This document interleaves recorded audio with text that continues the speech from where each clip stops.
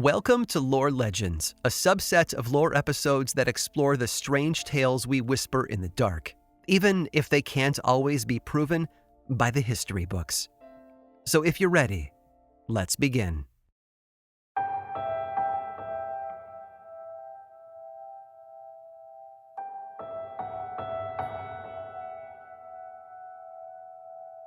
The sandstorm came out of nowhere. Now, while the storm was unexpected, it wasn't necessarily unusual. The Sonoran Desert is one of the most treacherous environments in North America, with temperatures that can get up to 120 degrees Fahrenheit. Sandstorms and death are common. Its primary trail, El Camino del Diablo, or the Devil's Highway, is littered with white crosses to mark the graves of the thousands of travelers who have died along its dusty path. One day in the past, two ranch hands were traveling along El Camino del Diablo when a sandstorm descended upon them. Acting fast, they tied up their horses and took shelter behind some rocks. Then, armed with nothing more than the meager supplies they had packed for their day trip, they hunkered down to wait it out. The sandstorm lasted 2 days. The men were pounded with blistering hot sand and blasted by winds going over 25 miles an hour. All too soon, they drank through the last of their water. Then, their horses died, and still they were trapped, unable to see more than a couple of inches in front of their faces. Eventually, one of the ranch hands vomited and then passed out cold. Soon after the man lost consciousness, the storm grew unnaturally quiet. The second man lifted his head to squint through the sand, and he was met with a haunting sight. Riding out of the storm was a man dressed in white. 11 more riders followed him, all on equally white horses and wearing pristine white clothing. They rode straight for the ranchers, only stopping when they got there. Then, 2 of the riders dismounted, grabbed the unconscious man, and placed him onto a riderless white horse. Ignoring the other man's protests, they rode away with their new recruit. The remaining rancher passed out soon after his friend was taken. But when he awoke, he saw that his friend wasn't gone. His body was still lying in the sand next to him, dead. Our culture is full of stories of haunted houses and cemeteries. In most of these, spirits are stuck in a single location, reliving the trauma of their death. But according to legends, not all specters are stagnant. In fact, many throughout history have had places to be. Sometimes, it seems, these ghostly participants have traveled. I'm Aaron Mahnke, and this is Lore Legends.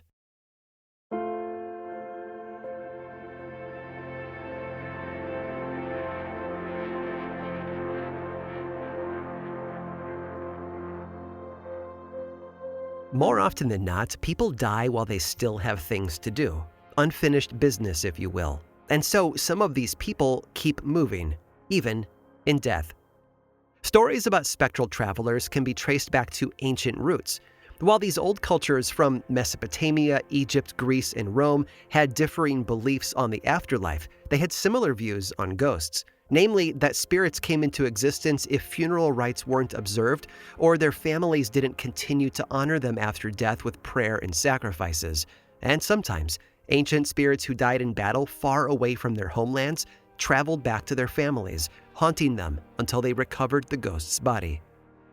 In the Middle Ages, ghosts weren't seen as demonic ghouls the way they are today. Instead, they were simply unfortunate souls trapped in purgatory, and they usually only appeared for religious reasons, usually begging people to pray for their souls so they could escape limbo more quickly.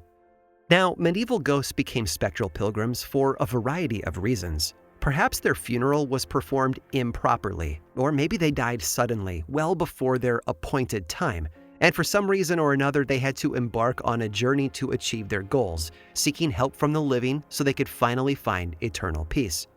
One of the most famous examples of a medieval ghost traveler comes from the Byland Abbey in North Yorkshire. In the 15th century, an anonymous monk wrote one of the era's most famous pieces of folklore.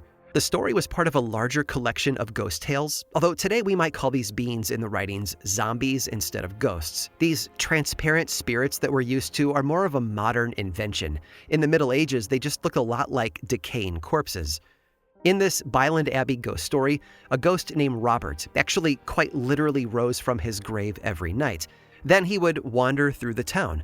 Robert would stand outside of people's homes waiting for them to come out and speak to him.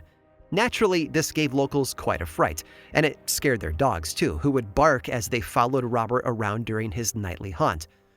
So the townsmen came together to put a stop to the whole thing. Unfortunately, very few of them were courageous enough to face Robert, and most fled before he could get too close. But finally, 2 brave men held him down, and a priest came to hear Robert's confession. Once he confessed, the priest absolved him of his sins. Robert was finally able to rest in peace. It was a simple enough story, right? Robert got divine forgiveness, and his soul moved on.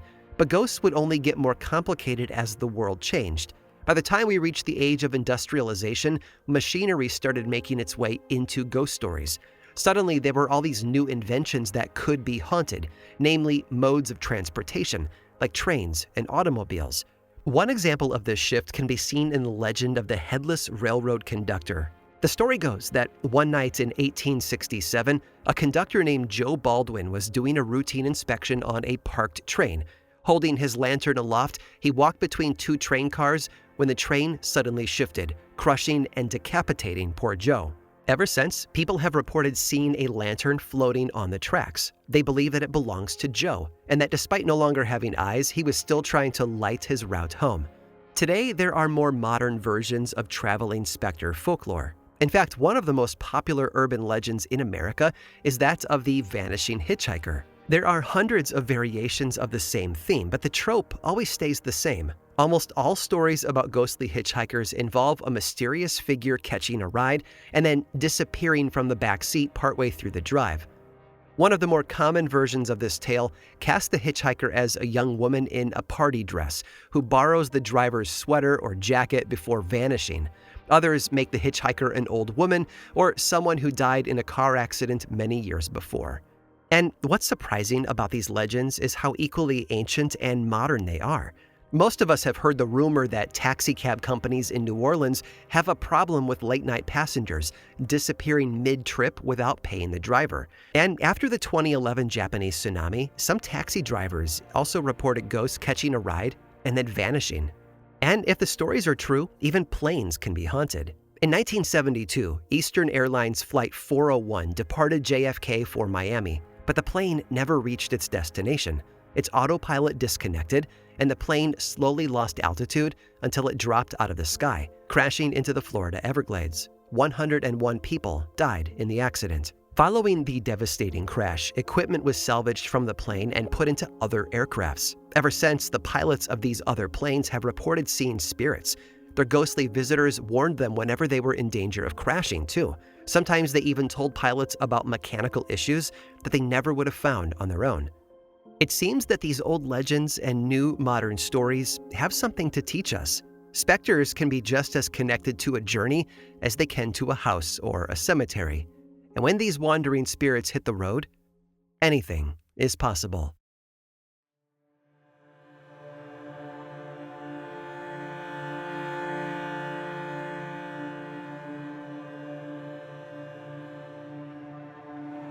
I don't know about you, but I think the very best stories always involve a dark and stormy night.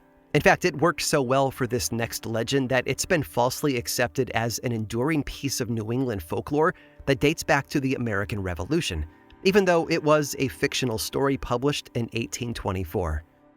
The story took place around the time of the Boston Massacre in 1770. Its main character, Peter Rugg, was a wealthy cattle and horse trader who lived in a comfortable home in the north end of Boston.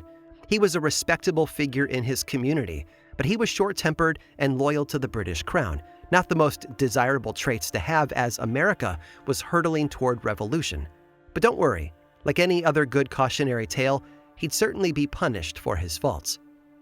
One day, Peter Rugg had to take a short business trip to Concord, Massachusetts. It was a beautiful sunny day, so he brought his 10-year-old daughter Jenny with him. The two made their way out of town in a carriage pulled by the family's large black horse. And all went well in Concord. The problems only arose when they were traveling back home. Once they were back on the road, the clear skies suddenly grew dark. The clouds opened up and let down a torrential rainfall, soaking Peter and Jenny to the bones. The storm soon became so intense that they were forced to stop at a friend's house to take refuge. Peter's friend, Mr. Cutter, insisted that he and Jenny stay for the night to wait out the storm, but Peter was having none of that. Cold, wet, and ready for his own bed, he made up his mind. He was going home that night. Mr. Cutter protested, but that only rankled Peter's pride. His fast temper reared its ugly head, and Peter declared, "Let the rains increase. I will see home tonight despite this storm, or may I never see it again."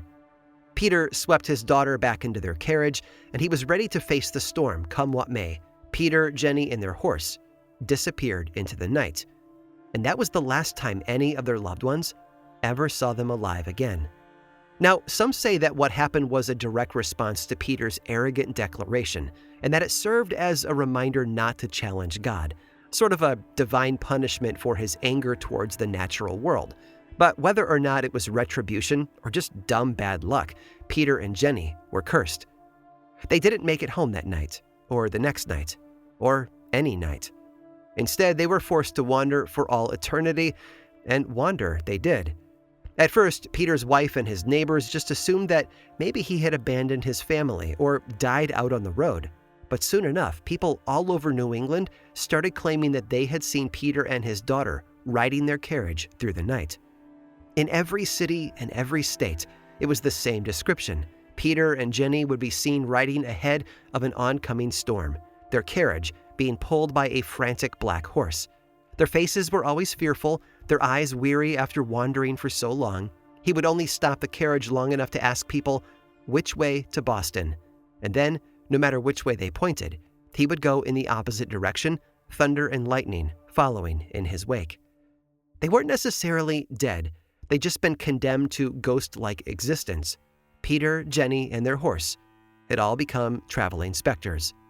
As you'd imagine, Peter Rugg took on a sort of mythical quality. Since he always rose ahead of fierce thunderstorms, some stories gave him the title of the Storm Breeder. But that doesn't mean that his new reputation engendered respect.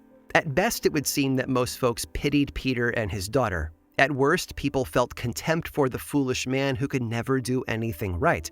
One story even recounts that when a witness saw Peter steering his carriage in the opposite direction of Boston, he exclaimed, "Well, not that way, idiot. You're going straight into the Atlantic Ocean." But Peter couldn't make himself go the right way. The curse wouldn't let him.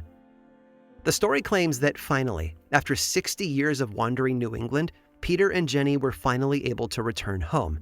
But they had been gone for so long that Peter's wife had long since passed away, and their house stood empty. The auctioneer who was selling his home told him, "There is nothing strange here but yourself, Mr. Rugg. Time, which destroys and renews all things, has dilapidated your house and placed us here. Your home is gone, and you can never have another home in this world." And so, Peter and Jenny weren't able to stay. They were forced back out on the road, forever cursed to flee from the storm. Now, even though this is only a folktale, some people have accepted it as a real ghost story based on actual events. In fact, to this day, long-distance truckers have reported encountering the horse and carriage on deserted roads after the sun has set, with a panicked man at the wheel and a little girl holding on for dear life. And some witnesses even said that they had seen Peter and his daughter be struck by lightning, glowing, and I quote, "like brimstone for a bit afterwards."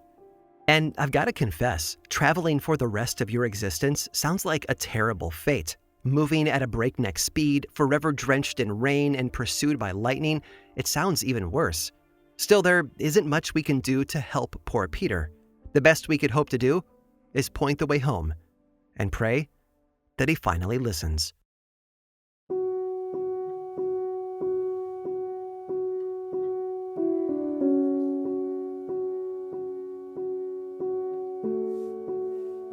They call it the Killer Road. You never would have guessed it by looking at it. The Stocksbridge bypass doesn't appear to be any more dangerous than any other road in South Yorkshire. But since its opening day on Friday the 13th of 1988, there have been hundreds of collisions and at least one person has died on the road every year. You could just chalk it up to distracted drivers, of course, but some people have another theory. You see, many believe that the bypass's construction disturbs something that should have been left alone. According to a local psychic, the road was built directly over the 500-year-old grave of a monk. The story goes that he was ejected from his monastery for some unnamed sin, and he was buried on unhallowed ground away from the churchyard. And then, when the Stocksbridge bypass was being constructed, the construction crew unwittingly unearthed his final resting place, and perhaps even the resting place of other souls. Now, there's a good chance that all of this is just nonsense. You see, there are no records of a monastery ever being in the area at all. But that's the power of a good urban legend, isn't it?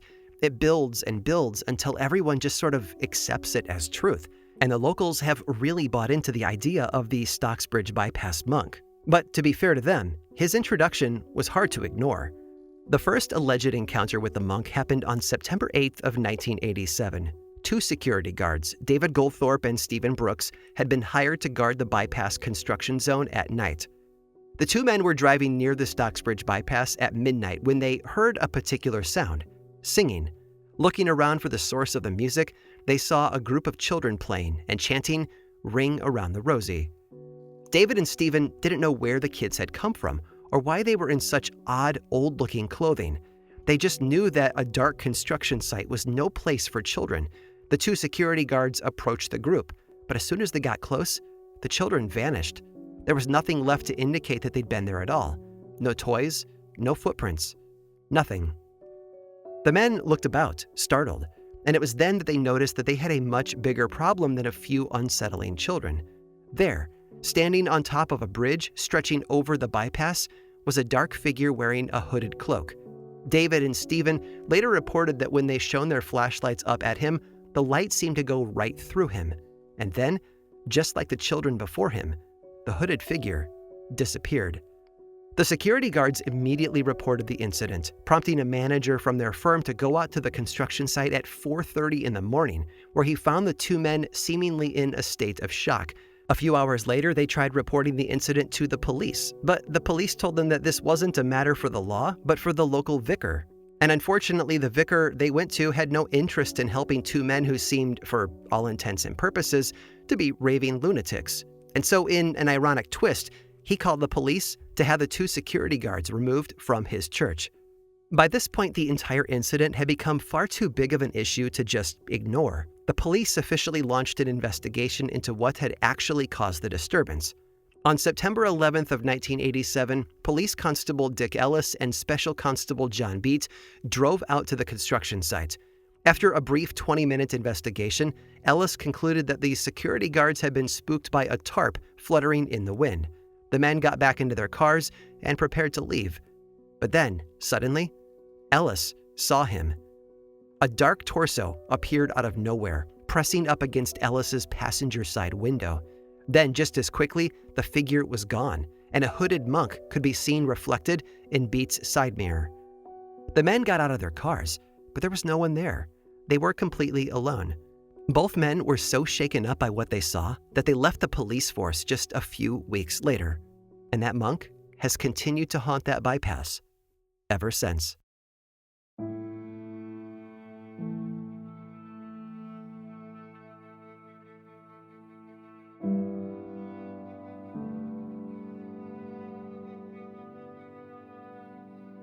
Legends have a way of getting around even in the worst of circumstances, so it's amazing to see how mobile they become when you add in a dash of transportation.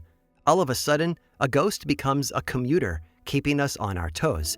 You never know when or where you might see them next. Much like that legendary monk, reports of those sightings continued for decades after the 1980s. People claim to see him in front of moving cars before suddenly vanishing, or running through the grass next to the road. One witness even claimed that the monk was accompanied by a terrible stench, like rotting garbage. Even today, people still report seeing the monk wandering up and down that bridge over the Stocksbridge bypass. Some have said that he sometimes appears right in the middle of the road, and at other times he's even materialized in people's back seats. And on top of all that, there's a very specific section of the bypass where all of those car accidents have been happening. And unsurprisingly, it is the exact same area where the monk reportedly hangs out. It's been theorized that this hitchhiking ghost may scare people so badly that they lose control of the wheel. It's hard to imagine how there could be so many sightings of a fictional monk, or how fake sightings could result in very real consequences like broken bones and destroyed vehicles. Could it be possible that the spirit of the monk had somehow made his way to Stocksbridge? Well, maybe, but maybe not. Despite the real-world consequences, this monk may merely be a superstition that gained too much traction, a convenient scapegoat for human error. You see, more often than not, history is not relayed faithfully. It's twisted and mangled until we can use it to fit our perception of reality. There are no records of a monastery anywhere near the modern-day Stocksbridge bypass, but that hasn't stopped people from claiming that this apparition is a monk or that he exists at all. And to be fair, all that it would take to convince them is a dark shape in their peripheral vision while they're driving. After all, we humans like to have our biases confirmed, and we'll go to great lengths to convince ourselves that we really truly saw a ghostly monk before our car went off the road. Because, you see, the truth is much harder to swallow than fiction. If this monk really isn't out there popping in and out of vehicles, then that would mean that when it comes to these tragic car accidents, we have no one else to blame but ourselves.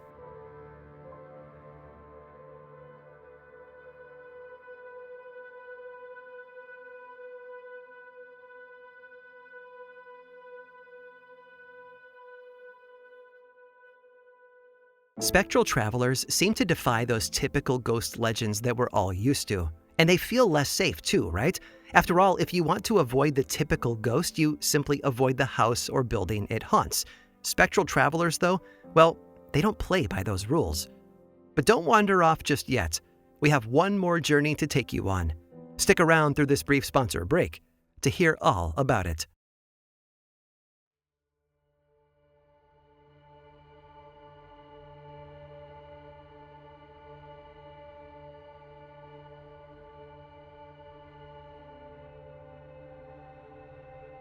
According to some legends, some ghosts actually want to travel. They want to go to, well, wherever it is that they were going. But sometimes the afterlife keeps them stuck in one place. In the early morning hours of October 13th of 1928, a British mail train carrying 60 passengers was traveling from Leeds to Bristol. It was a standard route and should have been a standard trip, but nothing about that morning ended up being business as usual. At 4:30 a.m., the train was heading to Charfield village in Gloucester, England. It was still dark out, and visibility was limited, and not just because the sun hadn't risen yet. No, the entire region was actually blanketed in fog. Witnesses later described the morning as misty, but the fog must not have been thick enough for the railroads to take extra precautions. They chose not to send out extra signalmen to communicate with the trains as they rushed through the morning haze, and that would prove to be a deadly mistake. Further up the tracks, a freight train was being moved onto a different track. The signalman had set the signal to red so that the mail train would stop while they got their other train out of the way. But the fog was too heavy, and the conductor didn't see the signal until it was too late. And so the mail train barreled into the freight train in a full-on collision. The force of the impact sent the mail train off the tracks, landing on its side. Its first 3 carriages crashed into a bridge. One man was so violently ejected from his seat that he flew through the train's roof and landed on top of that bridge. He was later taken to the hospital, where he died of his injuries. And the other passengers didn't fare much better. You see, back in the 1920s, trains used gas to power the lights inside their compartments, so each carriage had a gas cylinder installed on the underside, and when the mail train hit the bridge, the gas exploded, setting both trains ablaze. One newspaper reported saying, "The scene was one of horror. Mingling with the cries and moans of the injured was the hissing of steam and the crackling of the flames. Frantically, with perspiration dripping from them, firemen, police, ambulance workers, and doctors worked in the wreckage trying to release the trapped passengers with the greatest possible speed." But some of those trapped passengers were never freed. We know the story of one thanks to the survival of a man named Lewis Huntley, who had been traveling with his wife and his sister, Clara Annie Johnson. Louis's wife managed to jump from the wreckage, but Clara was stuck, pinned down underneath the mangled steel. Lewis tried and tried, but he couldn't pull her out from under the metal. Eventually, she lost consciousness, and to save his own life, he was forced to abandon her. Clara burned alive. Tragically, she wasn't the only one. One woman's body was found with her hand still covering her face as if trying to block the flames. Another couple was found clinging to one another. They had died in each other's arms. In the end, 30 people had been injured and 16 people died. And they didn't die cleanly. The fire consumed most of their remains, making them almost impossible to identify. Authorities were forced to rely on personal effects like rings and watches to put a name to each of the charred faces. 2 victims, though, remained unidentified. 2 children. Their bodies, a boy and a girl, were found lying near each other beside the bridge. One of them was missing a shoe, which was found nearby, with part of a foot still inside it. Neither of the children had any identifying markers or possessions, and no one ever stepped forward to claim them. To this day, we don't know who they were or why they were on the train. But of course, there have been theories. Some people suggest that they weren't children at all, but were actually small jockeys. Others suggest that they were stowaways, and still others claim that they must have been the illegitimate children of the royal family whose existence could never be publicly acknowledged. And if that weren't confusing enough, the most baffling theory was that they weren't even human, but were in fact ventriloquist dummies. We can be sure, though, that these were real bodies and not puppets, because the 2 children were buried in a mass grave at a local cemetery. A memorial stone for the victims of the train wreck has been erected at the grave, and the children are listed as, and I quote, 2 unknown. For about 30 years after the disaster, Charfield locals reported that a woman in black mourning clothes sometimes visited the memorial. She was heavily veiled, so no one ever saw her face. She was simply known as the woman in black. Locals had long assumed that she was in some way connected to the children, although there's no proof to tie her to them. Some people have also speculated that the woman herself is a ghost, perhaps a victim of the accident or a woman who died from grief after losing her loved ones. Even if she is a specter, she would not be the most famous ghost from the train wreck. No, that honor goes to the children. To this day, the train tracks of Charfield are haunted by unidentified children. People have reported seeing them holding hands, standing on the tracks, and looking mournfully at the passengers of oncoming trains. Perhaps they want to get to wherever it was that they were going before they died, or maybe they are just waiting to be claimed so that their souls can finally be at peace. But the truth is, no one knows. The one thing we do know, though, is that whoever they are, they will never be able to complete their journey.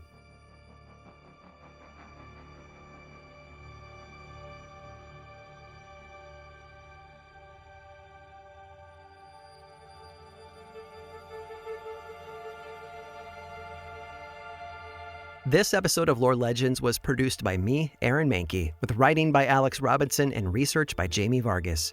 Don't like hearing the ads on the show? I've got a solution for you. There is a paid version of Lore on Apple Podcasts and Patreon that is 100% ad-free. Plus, subscribers there also get weekly mini episodes called Lore Bites. It's honestly a bargain for all of that ad-free storytelling and a great way to support this show and the team behind it. For more information about all of those ad-free options, go to lorepodcast.com/support.